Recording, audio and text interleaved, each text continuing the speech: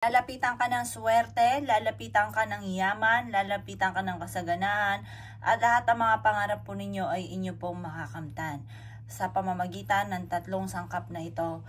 At ito po ay magdudulot sa inyo ng tagumpay sa buhay.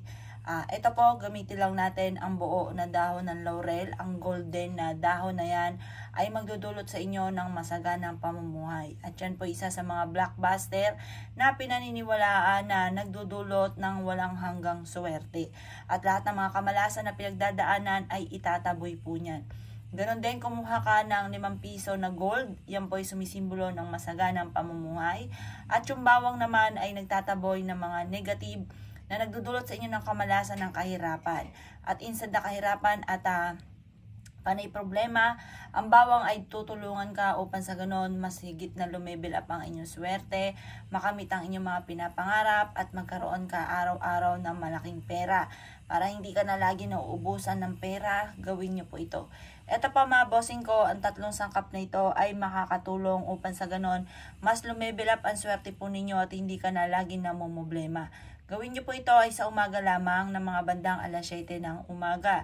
Yan po humarap ka sa gawing salangan at mag-wish ka na sa pamamagitan ng tatlong sangkap na ito at lalo-lalo ng inyong pagiging masipag at matyaga. Kayo po ay magkakaroon na araw-araw ng malaking pera at hindi ka na mauubusan ng pera.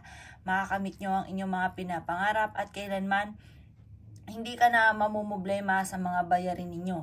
Lagi kang magkakaroon ng maraming pera. Or kung ikay may negosyo, i-wish po dito, magkaroon ako araw-araw ng malaking benta at hindi na ako mamumblema pa tungkol sa pera. Araw-araw na malaking pera ang darating sa akin. Ganon ang mga pag-wish na walang gamit na sana, direct to the point. Ibila dito sa sinag ng araw hanggang alas 8 ng umaga. Makalipas ang alas 8 ng umaga ay ilagay ito sa bag po ninyo at wag niyong kakalimutan na dalhin.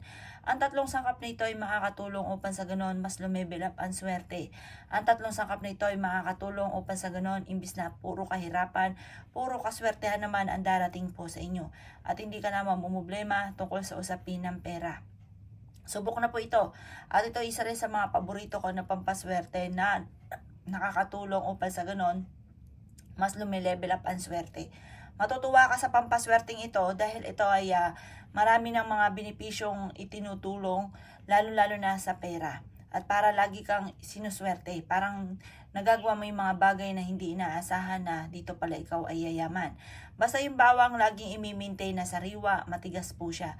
Kapag malambot na po yan, marami na yan negative na nasalo, kaya itapon nyo lamang. Pagtapos palitan nyo lang ng panibagong bawang mga bossing. At ito ay wag na nyo kakaligtaan na wag nyo dadalhin dahil ito ay talagang magdudulot sa inyo ng swerte tagumpay sa buhay, lalo na tungkol sa usapin ng pera.